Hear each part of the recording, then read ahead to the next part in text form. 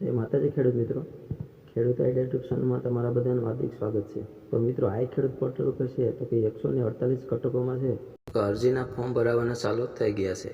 આપણે આ વિડીયોમાં જોવાના છીએ કે જે તે ઘટકમાં છે તો કે સહાય કેટલી મળવાપાત્ર થશે, જરૂરી ડોક્યુમેન્ટ ક્યાં ક્યાં જોશે અને અરજી ક્યાં કરવી વગેરે માહિતી છે તો કે આપણે આગળ વિડીયોમાં જોવાના છીએ। આપણે આ વિડીયોમાં છે તો કે બોરવેલ, સોટા હાથી અને વ્હીલ વો એટલે કે આંતરખેડનું સાધન જે આવે છે એ યોજના વિશે છે તો કે આપણે આ વિડીયોમાં વાત કરવાના છીએ।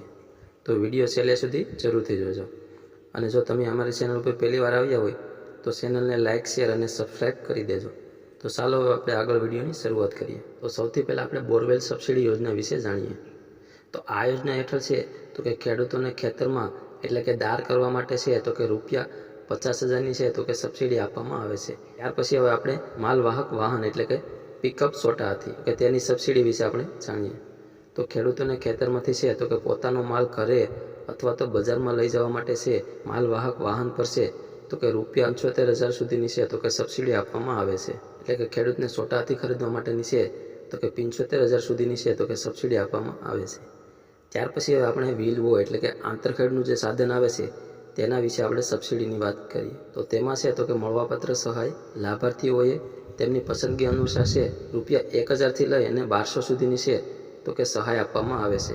એટલે કે જે આપણે પાક હોય તેમાં છે તો કે આંતરખેડ કરવા માટે જે આપણે હાથથી ચલાવી શકીએ તેવા છે તો કે સાધન માટે સરકાર દ્વારા છે તો કે 1,000થી લઈ અને ₹1,200 સુધીની છે તો કે સહાય આપવામાં આવે છે। ત્યાર પછી આપણે જાણી લઈએ કે આના માટે અરજી ક્યાં કરવી।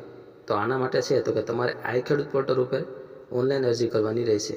તમે છે તમારી જાતે અથવા તો તમારા ગામના વીસીએ પાસે છે તો કે ફોર્મ ભરાવી શકો છો, અથવા તો જો તમારે કોઈ નજીકમાં સાયબર કાફે હોય તો ત્યાં પણ છે તો કે તમે ફોર્મ ભરી શકો છો।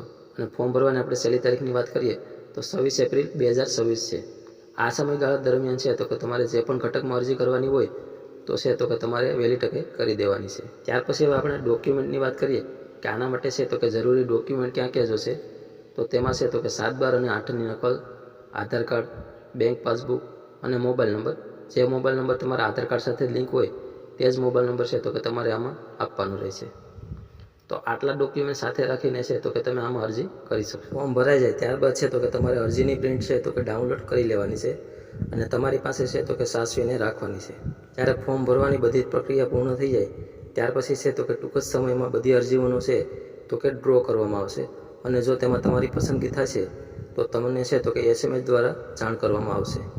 ત્યાર પછી છે તો કે તમારે જે પણ ઘટક અરજી મંજૂર થઈ હોય તેની છે તો કે તમારે 1 મહિનાની અંદર છે તો કે ખરીદી કરવાની રહેશે।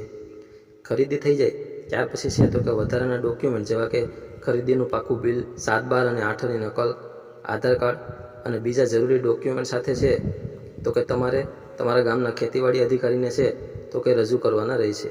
તો આ વિડીયોમાં આટલું જ, મળશું આપણે એક નવા ઘટકના નવા વિડીયો સાથે। ધન્યવાદ।